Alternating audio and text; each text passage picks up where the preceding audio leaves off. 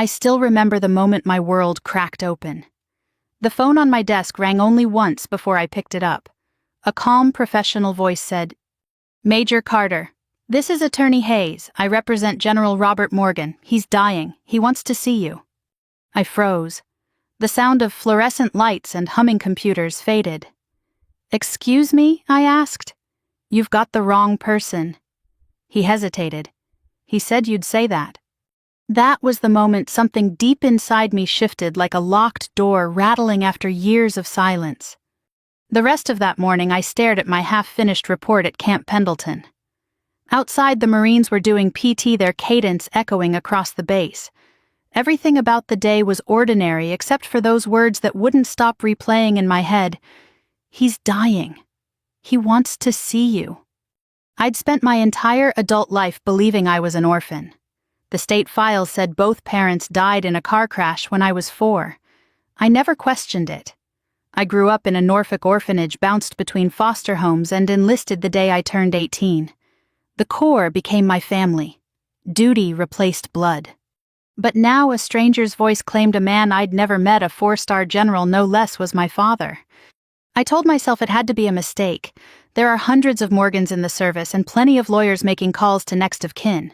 But the way he said my name, Elena Morgan Carter, sent a chill down my spine. That night, I couldn't sleep. I poured myself coffee and sat on the couch in my base housing, staring at an old keepsake box I hadn't opened in years.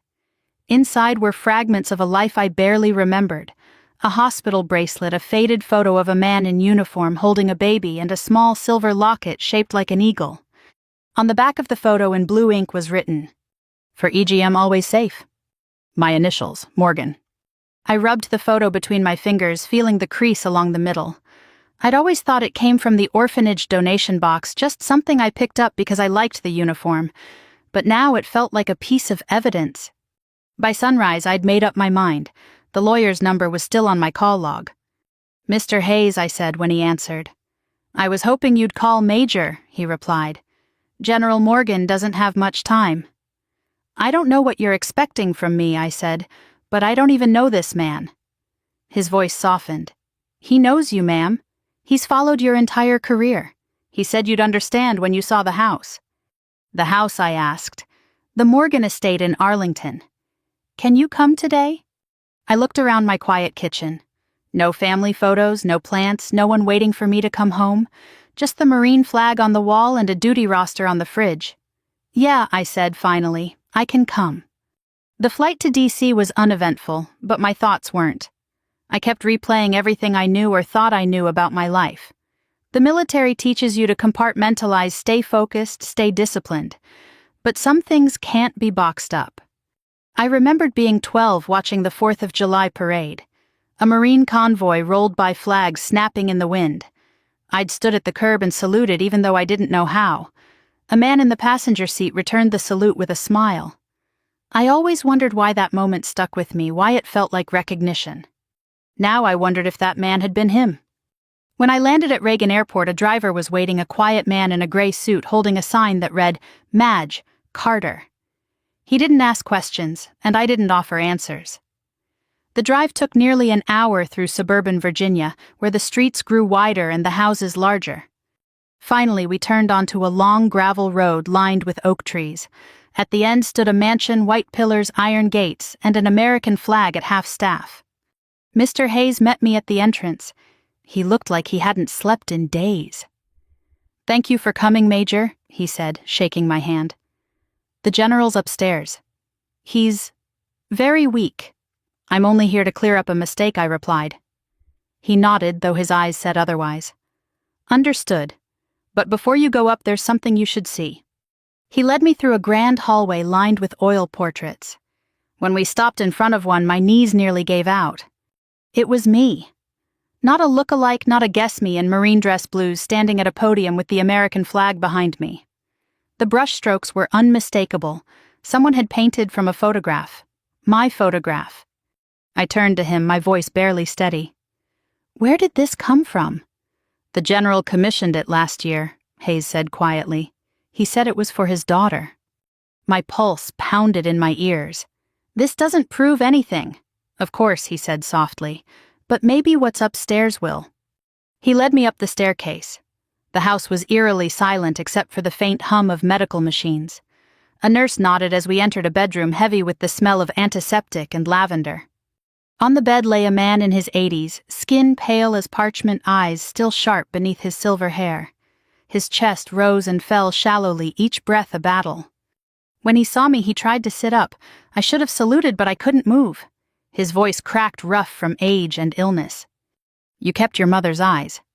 I felt the ground tilt beneath me. I wanted to shout to demand proof, but all that came out was, "Why me?"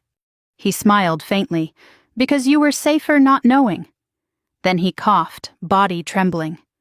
The nurse moved closer, but he waved her off. "Please, stay," he whispered. I took a hesitant step forward. "You can't just appear out of nowhere and expect me to." He lifted a trembling hand.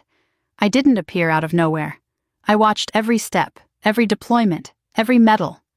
Tears burned behind my eyes, but anger won. "You watched, while I grew up alone." His hand dropped. "It was the only way to keep you alive." I turned away. "You should have let me take my chances." The monitors beeped steadily. He closed his eyes, exhausted. Hayes touched my shoulder. "Maybe it's better if you rest. He'll need to recover before he can explain." I didn't answer. I just walked out. Downstairs, the lawyer handed me a sealed envelope. "He asked me to give you this," he said, "only if you came." I didn't take it right away. My hands were shaking. Finally, I slipped it into my pocket. Outside, the late afternoon sun was fading. The flag on the front lawn hung still in the quiet air. For the first time since I was a child, I felt truly unanchored, like every truth I'd stood on was dissolving beneath me. In the distance, I heard a bugle playing somewhere faint and mournful. It wasn't taps, but it might as well have been. I looked back at the mansion, the place of a man who might be my father, and whispered to no one. What if everything I built my life on was a lie? The Morgan estate didn't look like a house. It looked like history itself, the kind written in marble and silence. The driver's tires crackled against the gravel drive as we approached.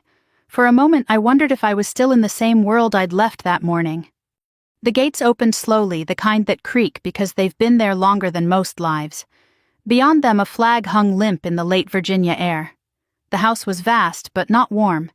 It carried that solemn stillness of a place where everything valuable had already happened long ago. Mr. Hayes was waiting under the portico, a small figure in a black coat. When he saw me step out, he gave a faint, knowing smile. "Major Carter," he greeted. Or should I say, "Miss Morgan." "Let's not get ahead of ourselves," I said, keeping my voice steady. "I'm here for answers, not reunions." He nodded as if he expected that. "Fair enough. Follow me." Inside, the air smelled of polished wood and medicine. Portraits of soldiers lined the walls, generations of Morgans in uniforms from World War I to Afghanistan. Each face carried the same proud jawline, the same distant eyes. I avoided looking at them. Then we turned a corner, and I stopped dead. There, above a mahogany sideboard, hung a large oil painting. The light from the tall window fell directly on it. It was me. Marine dress blues, ribbons, the officer's sword resting at my side, the likeness was unmistakable. Someone had painted me from an official portrait I'd taken 2 years ago. The attention to detail was chilling. Even the small scar above my eyebrow, a mark from training, was there. My throat tightened. "Who painted this?" An artist from Boston, Hayes said quietly. "The general commissioned it. Said he wanted to see his daughter the way he imagined she'd be." I stared at the brushstrokes until the lines blurred. "So he's been watching me, all these years." "Admiring," I think the lawyer corrected softly. "Not spying." I didn't answer, I just kept walking. Upstairs, the nurse opened the door to the master bedroom. The air was thick with the faint hum of machines, oxygen concentrator, heart monitor, the quiet rhythm of endings. General Robert Morgan lay on the bed, frail but unmistakably dignified. Even half broken by illness, his presence filled the room. His uniform jacket hung neatly on a chair nearby, 4 stars gleaming faintly on the shoulders. When he turned his head, our eyes met. His gaze was clear, sharp as a blade. "Elena," he whispered, "you came." I froze at the sound of my name. He said it like someone who had practiced it for years. "I didn't come for you," I said. "I came because I wanted the truth." He smiled faintly, a ghost of command left in his expression. "The truth," he said, "is heavier than a rifle, Major. You sure you want to carry it?" I clenched my fists. "Try me." He motioned toward the chair by his bed. I didn't sit. I stood at parade rest habit more than respect. "I know you're angry," he said. "I'd be too. You had every right." Angry, I let out a dry laugh. "You left me in an orphanage and built a museum around your guilt." He coughed, but his eyes never left mine. "You think I didn't try to bring you back? The world I lived in? It wasn't safe for a child. You could have told me later. You could have come for me when the danger passed. The danger never passed." The nurse checked his pulse, then quietly left the room. Hayes stood near the doorway, hands folded, listening but not interfering. "Your mother wanted you to have a normal life," he continued. "When the threats came, we had to disappear you. It was the only way to keep you alive." I shook my head. Disappearing a person doesn't protect them. It kills them slowly. His eyes softened. "You survived. You became everything we hoped you'd be." I didn't want to hear that. Praise sounded like pity from him. I stepped closer, just enough to see the veins beneath his skin, the tremor in his hands. "Do you know what it's like," I said quietly, "to grow up thinking no one wants you to build yourself from nothing and then find out you were someone's secret all along?" He swallowed hard. "Every medal you earned, every line in your service record. I kept copies. I was proud. Pride doesn't count when it's hidden behind locked doors." He tried to reach for me, but the movement was too weak. His hand fell back to the sheets. "Forgive me," he whispered. "I thought I was saving you." I turned away before the tears could fall. "Maybe you were saving yourself." Outside, I stood by the window watching the flag flutter over the lawn. The air smelled of autumn and regret. Hayes joined me quietly. "He doesn't have long," he said. "Maybe a few days. He wanted to see you one more time before—" "I'm not ready for that," I said. "I don't even know what to call him.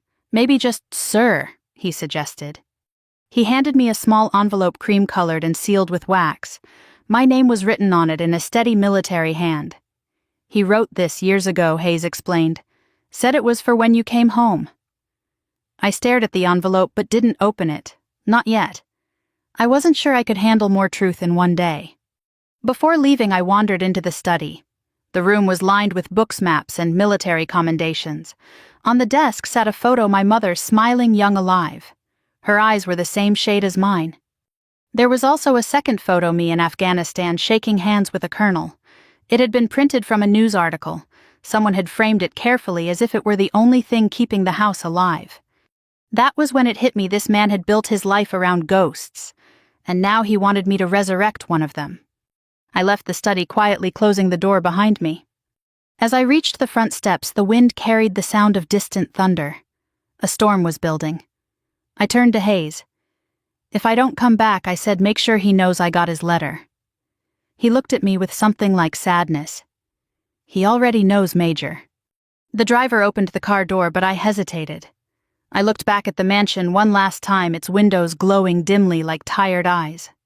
For the first time, I felt the faintest sting of sympathy, maybe because I saw something of myself in him, the discipline, the solitude, the quiet ache of things unsaid. But then I remembered the years, birthdays, missed questions, unanswered nights, wondering who I was, and the sympathy hardened into resolve. I got in the car without another word.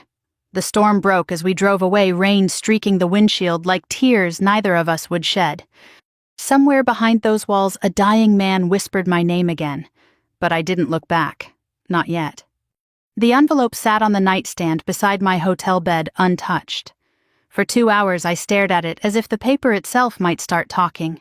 Every instinct I'd built in the core told me to ignore it, stay mission-focused, control the situation. But this wasn't a battlefield I could control.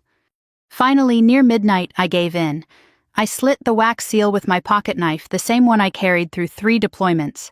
Inside were 4 items: a folded letter, a birth certificate, a faded photograph, and a military commendation stamped with the Department of Defense seal.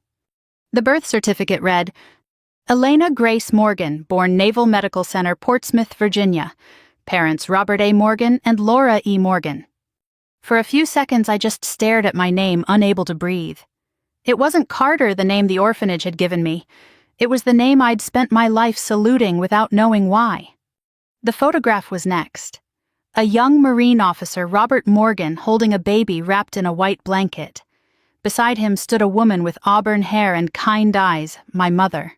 She was smiling at me, not the camera. The commendation at the bottom bore Morgan's signature. It was a recommendation for promotion dated the same day I enlisted. He'd signed it when I was 18 years old. The letter was written in a strong, deliberate hand. Elena, if you're reading this, I've run out of time to tell you in person. The world I served in was not kind. After your mother's death, threats were made real ones. I believed that the only way to keep you alive was to hide you even from myself. I watched your career from afar, every commendation, every mission report I knew. You carried the name I couldn't give you, but you earned the honor I could never take away. Forgive me if you can, Robert Morgan. My hands trembled. I wanted to tear the letter in half, but instead I folded it back carefully. That contradiction, rage, and reverence was something the Corps never trained me for. The next morning I met Hayes in the hotel cafe. He was already there, sipping black coffee like a man who'd aged 10 years overnight. He gestured to the chair opposite him. You read it? I did. And I stared at my cup. He's either the world's most devoted liar or the loneliest man I've ever heard of. Hayes sighed. I understand the anger. But you should know what he told you about the threats. It's not fiction. He slid a thin folder across the table. Inside were declassified reports stamped Confidential, released 2012. The header read, Operation Amber Torch, U.S. Marine Corps, Joint Task Group Atlantic Command. I flipped through pages of dense text and redacted lines until one paragraph stopped me cold. Subject General Morgan and family received credible threats from surviving insurgent group following 1991 rescue op. Targeted attacks on dependents reported. Protective relocation recommended. Classified termination event staged to protect minor child. I looked up sharply. You're saying my death was planned? He nodded. The child listed was Elena Grace Morgan. The death certificate was falsified. Only 3 people knew your father, his aide, and the base commander. And my mother. She knew. She agreed, until she didn't. She died 2 months later in a car accident. After that, the general never spoke of it again. The room felt smaller, the walls closing in. All those years thinking my parents had died, and the truth was they'd buried me instead. Hayes continued quietly. He tried to adopt you back once the threat was over. The agency refused too many legal risks. By then your records were sealed. The only way he could stay close was from a distance. I pushed the folder back toward him. You make it sound noble. He didn't flinch. It wasn't. It was desperate. But it came from love, Major. Love. That word didn't sit right. Love doesn't abandon you in a dormitory with second-hand clothes and a state number pinned to your file. Love doesn't make you salute your own blood without knowing it. Back in my room, I sat on the floor, surrounded by the papers. The carpet smelled of cheap detergent, and the air conditioner rattled like old memories. I spread the documents out like a puzzle, trying to find sense in them. Birth certificate, military commendation, photo, letter. Proof, yes, but not peace. I needed to hear him say it, face to face. No more envelopes, no more intermediaries. I called Hayes again. Tell the general I'm coming back. He paused. He's weaker now, Major. You might not get the confrontation you're expecting. Then I'll settle for answers. The drive back to the mansion was quiet. The rain had passed, leaving the roads slick and shining under gray daylight. When the gates came into view, I felt the same tightening in my chest as before, but this time it wasn't fear. It was resolve. Inside, the nurse met me at the door, surprised but not shocked. He's been waiting, she said. He doesn't have much strength. I walked straight upstairs without knocking. He was awake, propped up by pillows, his breathing labored. He looked smaller than before, as if the guilt itself had been holding him upright, and now it was slipping away. You left me with nothing, I said, standing at the foot of his bed. He looked at me, not startled, not defensive, just tired. I left you with your life, he said. It was all I had to give. That's not an excuse. No, it's not. I pulled the birth certificate from my pocket and tossed it onto the blanket. Was any of it worth it? He studied the document, then met my eyes. Every day since I've asked myself that same question. I wanted to scream to shake the truth out of him. Instead, I whispered, "You watched me join the Corps, didn't you?" "Yes. And you did nothing. I tried to help, quietly. You never needed my hand. You were stronger than I was. Stronger because I had to be." His eyes filled, but he didn't cry. "You have her fire. Your mother." I hesitated, caught off guard. "What was she like, kind?" he said. "Too kind for the world I lived in. She believed people could be saved. I only knew how to defend them." Something softened in me just a fraction. For the first time, I noticed the framed photo of her on his nightstand next to a medal and my childhood locket. He reached for the locket, fingers trembling. "Your mother made me promise to give this back when it was safe." He handed it to me. Inside was a tiny folded note, yellow with age. "For EGM, always safe." The same words written on the photo I'd kept all these years. The handwriting matched his. That night I sat in the study downstairs. Rain tapped the windows steady as a metronome. On his desk I found rows of binders labeled by year, Carter, e.g. my service records. Deployment photos, newspaper clippings, commendations, all meticulously kept. Every step of my career catalogued by a man I thought was dead. I turned one page and saw a photo of me shaking hands with a general after a mission. In the background, barely visible, was an older man in civilian clothes, watching, smiling. He'd been there, all along. I leaned back, exhausted. For the first time, I didn't know what to feel. Hate required distance. Love required understanding.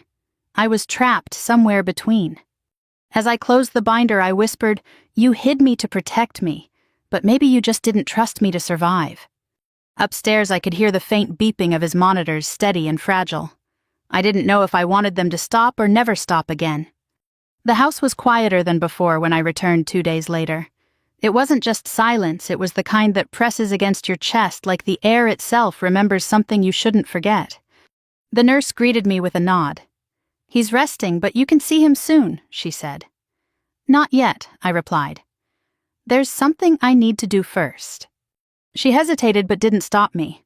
Maybe she sensed that whatever I was looking for, it wasn't medicine. I wandered through the hallways until I found the study door, the same one I'd closed on my last visit. The doorknob was cold metal against my palm. It turned easily. The smell hit me first, old paper, cedar, and dust. Stacks of binders lined the walls, each labeled by year.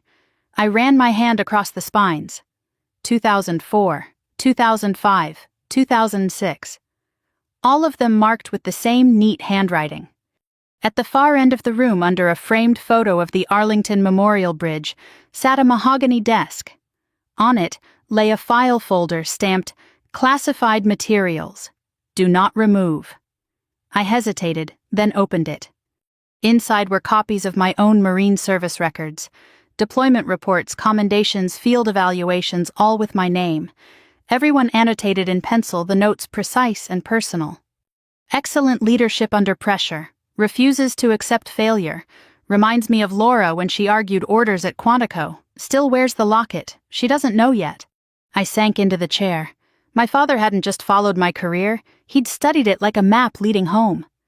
A drawer on the right was locked. I found the key under a photo frame, almost too obvious. Inside the drawer were letters. Dozens of them. All addressed to me, all unsent. The earliest was from 1995. The last one dated just 2 months ago. I opened one at random. "You received your first commendation today. I saw the photo online. You look stronger than I ever was. I wish your mother could see you. I hope someday you'll understand why I had to disappear from your life. I never stopped being proud." Another letter read, "I've started a fund in your name, scholarships for orphans joining the Corps. Maybe one of them will grow up with the courage to forgive their father." By the 5th letter, my eyes were burning. He had written to me for 30 years and never mailed a single word. There was a small box tucked behind the stack of letters. I opened it to find a medal, a silver star engraved with his name. Underneath a note. For her when she's ready. I didn't know whether to laugh or cry. He'd spent his life trying to give me protection, pride, and penance, all the things I never asked for. Footsteps in the hall broke my trance. Hayes appeared at the doorway, face drawn. "He's asking for you," he said quietly. "It might be time." I followed him up the stairs. The sound of medical monitors echoed faintly down the corridor. When I entered the room, General Morgan was awake, but barely. The nurse stepped aside as I approached. His voice came weak, thin as paper. "You found the study." I nodded. "You kept everything." He gave a faint smile. "That's all I had left of you." I sat beside him, the weight of the letters still heavy in my pocket. "Why didn't you tell me sooner?" I asked. He looked toward the window. "Because every time I tried, the past stopped me. The mission, the duty, the fear that someone would find you before I could." I studied his face, the same hard lines I'd inherited but never recognized. "You could have trusted me," I said. "I'm not that child you left behind." His eyes softened. "No. You're the Marine I raised without being there." For a long moment neither of us spoke. The machine beeped steadily, the rhythm of borrowed time. Then he whispered, "Your mother wanted peace. I gave her protection instead. She was right. I was wrong. She loved you," I asked. He nodded. "Enough to forgive me. I hope you can too."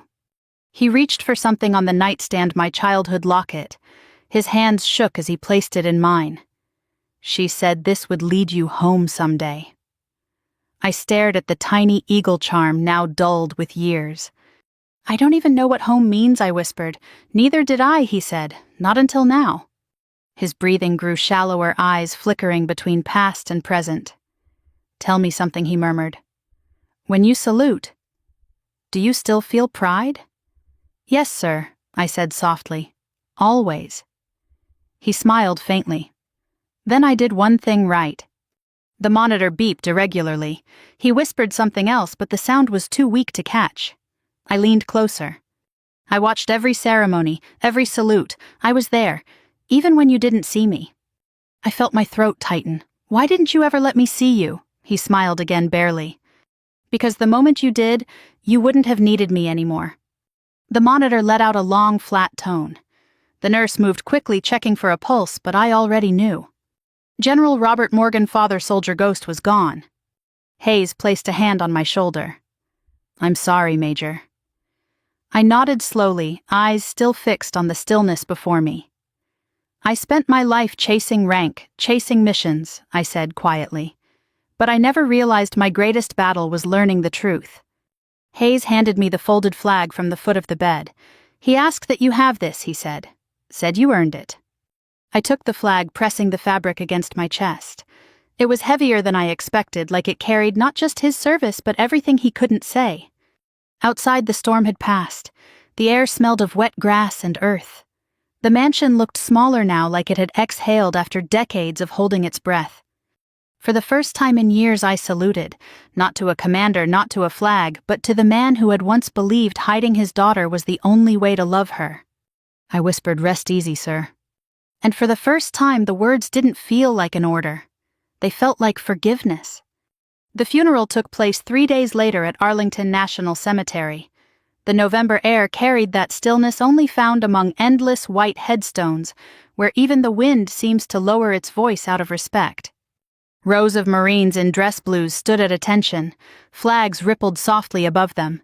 The band played "Eternal Father Strong" to save the Navy hymn, slow, solemn, timeless. I stood in the back, away from the family section, my cover tucked under my arm. No one there knew who I was. To them, I was just another officer paying her respects. And maybe that was true. General Robert Morgan had earned every honor laid before him. His service record stretched across 4 decades. Beirut Desert Storm, classified operations no one would ever know. His name had weight, a legend whispered through barracks and Pentagon hallways alike. But the man beneath the medals had carried a secret too heavy for any uniform. I watched as the honor guard folded the flag from his casket with perfect precision, triangle by triangle, until only the stars remained visible. Each fold struck like a heartbeat. A chaplain stepped forward to speak. General Morgan served his country with courage, his family with sacrifice, and his God with humility. May his soul find peace, and may his service remind us that freedom is never free. Freedom. That word echoed differently in my mind. He'd given his country everything, even his daughter. When the ceremony ended, the Marines presented the folded flag to a woman sitting in the front row, the general's niece, I learned later. She accepted it tearfully, unaware that somewhere behind her stood the real next of kin. Hayes spotted me from across the crowd and made his way over, moving carefully between uniforms. "Major Carter," he greeted softly. "I wasn't sure if you'd come. I almost didn't," I said. He nodded. "He'd be glad you did." He handed me a small velvet box. "He left this for you." I opened it quietly. Inside was a single silver bar, the insignia for a first lieutenant. Engraved on the back, "For the daughter who outranked her father's fears." My throat tightened. "He had this made years ago," Hayes said. "Said he wanted you to know he always saw you as an officer in every sense long before your commission." I looked down at the casket as it lowered into the ground, the dirt soft and dark. Part of me wanted to salute, but my hand wouldn't move. Instead, I whispered, "You could have just told me." After most of the crowd had gone, Hayes and I walked the path between headstones. "You said he had letters," I reminded him. "Yes," he replied. "He also recorded something. He made me promise not to show it to anyone but you." He handed me a small USB drive, plain unlabeled. I took it without a word. Something told me it wasn't closure I'd find inside that file. It was something heavier. Before I left, I stopped at the grave once more. A new headstone had already been placed. General Robert A. Morgan, United States. Marine Corps, beloved husband, father, and soldier. They'd carved father in stone. I wondered if that word would ever feel real to me. I placed the silver bar on the grass and saluted. Then I turned and walked away. That night I sat alone in my hotel room, the folded flag draped across the bed. The USB drive glinted in the lamplight. I hesitated, then plugged it into my laptop. The video opened with static before clearing into a grainy image, my father sitting at his desk in that same study uniform jacket, on eyes sharp but tired. He looked directly into the camera. "Elena, if you're watching this, I'm gone." I froze. I never found the courage to say these words while I was alive. I told myself it was duty security protocol, but really it was fear. I feared you'd hate me. I feared you'd see me not as a father, but as the man who took your life away. He paused, swallowing hard. "I watched you grow into the Marine I always hoped to be. Every medal, every headline, every photo, I was there in the shadows. But that's not what I want you to remember me for. I want you to remember that you were loved fiercely, silently, endlessly." He drew a slow breath. "If you ever doubt why I made those choices, look not at what I took, but at what you became. You're stronger than the secrets that shaped you. And if I taught you nothing else, I hope I taught you this honor is not about being perfect. It's about carrying the truth even when it hurts." He looked down, then back up, eyes glistening. "Semper Fidelis, daughter, always faithful." The screen went dark.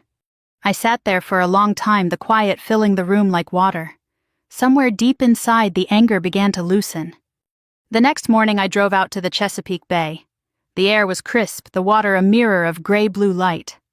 I stood at the pier, the folded flag still in my arms. I unfolded a corner, letting the wind catch it. The stars fluttered not as a symbol of mourning anymore, but of continuation. For years I'd lived by the Marine code, never leave a man behind. I realized now that I'd left part of myself behind long ago, the part that still needed a father's approval to stand tall. I let the wind take the loose edge of the flag for a second, then folded it back carefully, pressing it to my chest. This time it didn't feel like a burden. It felt like inheritance. That evening I visited the base chapel. No ceremony, no ranks, just the echo of boots on marble. I sat in the back row and whispered into the quiet. "You were right about one thing, sir. The truth is heavier than a rifle, but I can carry it." Then I smiled for the first time in weeks. A small, tired smile, the kind that comes when grief finally starts turning into gratitude. As I left, I passed by a bulletin board covered in photos of fallen Marines. Someone had pinned a new one, my father's. Underneath, in neat black ink, was written, "Semper Fi, General, your legacy lives on." I stopped for a moment, hand resting on the frame. For the first time, I whispered the words back. Semper Fidat. And in that whisper, something inside me finally let go. 2 weeks after the funeral, the days felt unnervingly quiet. No orders, no reports, no salutes. Just silence, the kind that follows when the uniform is folded neatly on a chair, and you're left staring at yourself without rank or mission. I tried going back to the base, but the rhythm felt off. The sound of cadence drills made me restless. The world had kept moving, but part of me was still standing under that gray Arlington sky. Then one morning, a package arrived at my quarters in Camp Pendleton. No return address, just my name written in that same neat slanted handwriting I'd come to recognize Morgan. Inside was a bundle of letters, yellowed with age, tied with a strip of faded blue ribbon. And a note from Hayes. These were found in the study after the estate was cleared. The general wanted you to have them when you were ready. I wasn't sure I ever would be ready, but I untied the ribbon anyway. The first letter was dated the year I turned 10. I saw your school picture in the local paper today. You'd lost a front tooth. I laughed harder than I have in years. I wish I could have been there to tell you that gap-toothed smile looked like courage itself. The next one from when I was 18. You enlisted today. I watched from a distance. You saluted the flag before you walked inside. That was the day I knew you'd find me one way or another. I prayed that when you did, you'd forgive me. Then another. Your first deployment report came through last week. I shouldn't have access to it, but I do. Your team called you Steel. You always were tougher than the name I gave you. Each page was its own confession pieces of a life spent in hiding but not absent. I'd spent years wondering why no one came for me, but he had never stopped being there just beyond the light. By the 7th letter, my eyes blurred. I stopped trying to hold back the tears. One letter near the bottom was different, newer paper, smoother ink. Elena, this one isn't about me, it's about you. There's a fund being set up, the Morgan Scholarship for Military Orphans. You'll find the paperwork enclosed. I used my pension to start it. It's yours now. I want you to use it to help others who grew up the way you did. Maybe that's how you'll understand what I couldn't say out loud, that the pain we survive can still serve someone else. I unfolded the documents enclosed. It was all there, the legal forms, the foundation charter, his signature. He'd turned guilt into something that might actually heal others. And for the first time, I didn't just see him as the man who'd left me behind. I saw him as a Marine who never stopped trying to make amends the only way he knew how, through service. That night I took a drive back to Norfolk. The orphanage was still there, though it had been turned into a community youth center.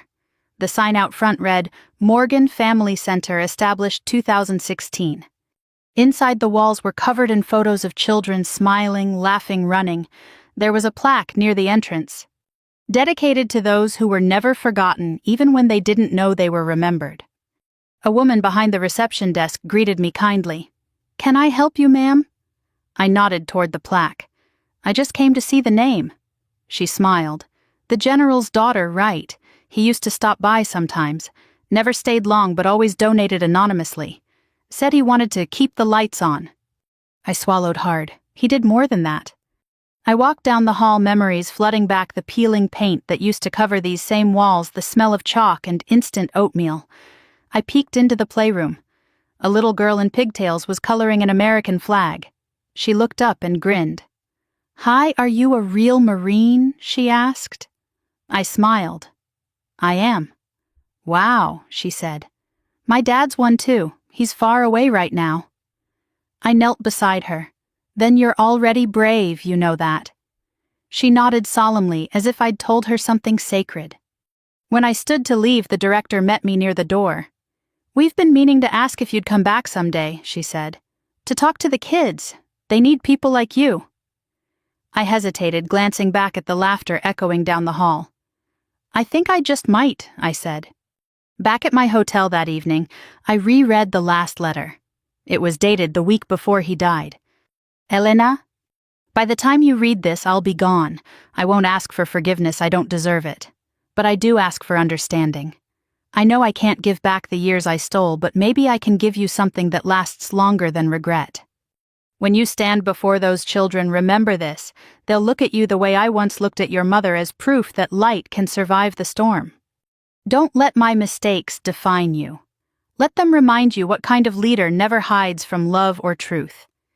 You were always meant to lead not just Marines but hearts. Semper Fi, my daughter, always faithful. I held that letter to my chest, tears finally falling freely. I'd spent my life training not to cry, to push through pain, to keep my uniform clean.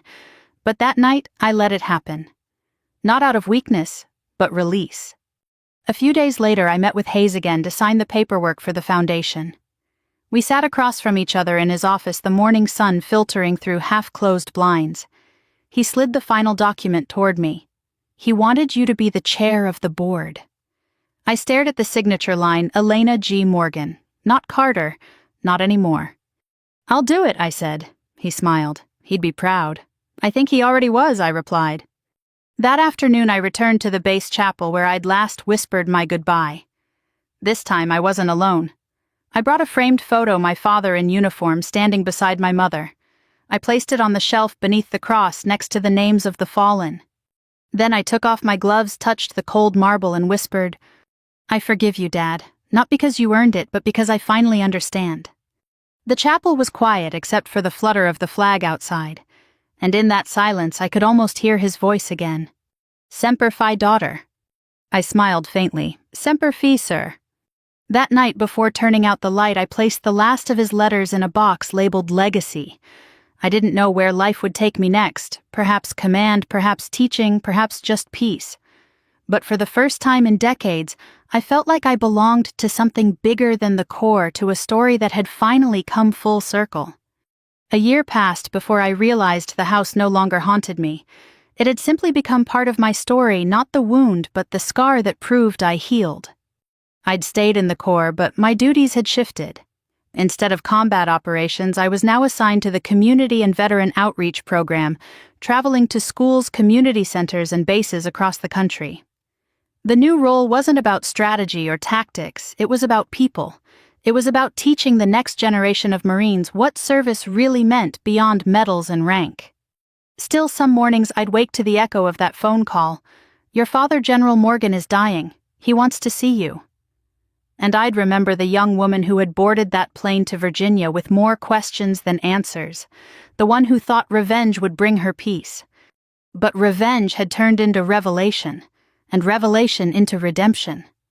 It was a Saturday in late spring when I returned to Norfolk for a dedication ceremony at the Morgan Family Center. The scholarship program, the one he'd created, had grown faster than anyone expected. 12 young men and women stood in dress blues that day, all former orphans who'd earned their place at the Naval Academy or the Marines. The center director handed me a microphone. Major Elena Morgan, she said proudly, the woman whose courage inspired this legacy. I stepped forward. For a moment I froze. Public speaking had never scared me, but this was different. This wasn't a briefing or a debriefing. It was personal. I looked out at the faces of the recruits, nervous, proud, hopeful, and I thought of the little girl I'd once been sitting alone on a bunk bed, wondering why the world had forgotten her. My father, I began, was a Marine who made mistakes. Some you'll read about in history books, most you'll never hear. But the biggest one wasn't about strategy or command. It was about silence. I paused. The air was still the kind of quiet that listens. He believed that protecting someone meant keeping them in the dark. He thought distance was safety. But what I learned, what he finally taught me, is that love doesn't hide behind secrecy. Real courage means telling the truth even when it hurts. A few of the recruits nodded slowly. I smiled faintly. You'll learn as Marines that orders and loyalty matter. But don't forget that integrity is what makes you worthy of them. I looked down at my father's silver star pinned to my pocket. He once wrote that honor isn't about being perfect, it's about carrying the truth. I used to think he was wrong about everything, but on that point he was right. After the ceremony, one of the young Marines approached me. She was barely 19, freckles across her nose, posture straight as a rifle barrel. Ma'am, she said, I read about General Morgan. And about you. Can I ask something? Of course. She hesitated. Did you ever forgive him? Really forgive him? I looked past her to the courtyard where the flag waved gently in the wind. Forgiveness wasn't a medal you could pin to your chest, it was a quiet decision you made every day, even when it still hurt. Yes, I said softly. I did. Because forgiveness wasn't for him, it was for me. She nodded thoughtfully. I think I understand. Maybe she did, or maybe she would someday. That evening I drove to Arlington. The cemetery was quiet, bathed in the golden light of sunset. I found his grave easily, I always did. The headstone was simple, the grass neatly trimmed. Someone had left a small marine coin on top of the stone. I smiled. I knelt and placed my cover beside me. Hey, Dad, I whispered. Your scholarship's working. You'd be proud.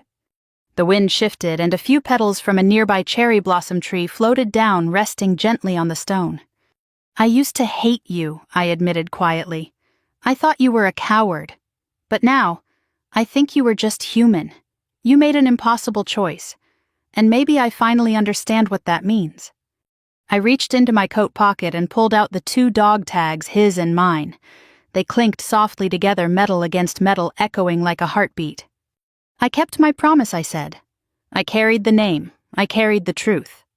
The sun dipped lower, washing the sky in amber. I brushed the dust from my knees and saluted. It wasn't a formal salute, no stiffness, no ceremony. It was a daughter's salute. Then I turned and began the long walk back to the car. Behind me, the rows of headstones caught the last light of day, glowing like quiet sentinels. Halfway down the path, a young boy in civilian clothes stopped me. He pointed toward the grave I'd just left. Was that your dad? I smiled. Yes, it was. He grinned shyly. He must have been a good one. I looked back at the grave, then at the boy. Yeah, I said. He was. Eventually. Later that night, back in my hotel room, I wrote a letter not for him this time, but for myself. Dear Dad, I used to think revenge would make me feel strong, but all it ever did was keep me chained to the past. Now I see that real strength isn't in punishment, it's in peace. You taught me that the hard way, but you taught me all the same. Wherever you are, I hope you found Mom. Tell her I finally came home. Your daughter always, Major Elena Morgan. I folded the letter and slipped it into my locket. The same locket he'd once placed in my hand. A week later, I posted a short message on the Marine Corps' official social page, something small meant for those who followed the stories of service and sacrifice. Some wounds don't heal with time. They heal with understanding. I learned that forgiveness is the final act of courage. If you've lost someone you never truly knew, don't let the silence win. Reach out. Speak. Remember. The post went viral among veterans and families. Dozens of messages poured in from Marine soldiers, even civilians, each sharing their own stories of distance, reconciliation, and love, rediscovered too late. I read every single one. And then, at the very end of the day, as I closed my laptop, I whispered the words that had started it, all the ones I'd once spoken in disbelief, and now somehow in peace. The lawyer called me at work. A faint smile touched my lips. The call that had once shattered my world had also rebuilt it. I stood, looked out at the night sky beyond the window, and whispered softly, Semper Fi, Dad, we're both finally home. If you've ever carried a story like this one about family forgiveness or finding your way back home, I invite you to share it. Maybe your words will help someone else find their peace too. And if this story touched your heart, remember to stay with us for more true lessons of love, honor, and second chances. Semper Fi, always faithful.